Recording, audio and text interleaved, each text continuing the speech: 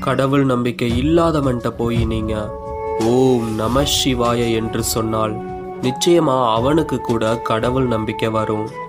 சிவனோட மந்திரத்திற்கே இவ்வளவு பெருமை இருக்குன்னா சிவனுக்கு எவ்வளவு பெருமை இருக்கும்? உண்மையை சொல்லப்போனா சிவனுக்கும் சிவனோட மந்திரத்திற்கும் வேறுபாடே கிடையாது.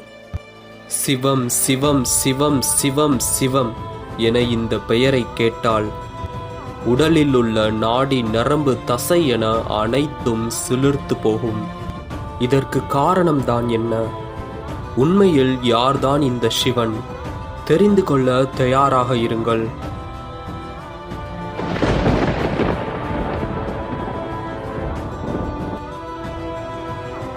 உண்மையில் சிவன் என்றால் கடவுளா இல்ல மனிதனானு உங்களுக்கு சந்தேகம் இருக்கும். நிறைய யூடியூப் சேனல்ல சிவனை ஒரு மனிதனா சித்தரிச்சிருப்பாங்க.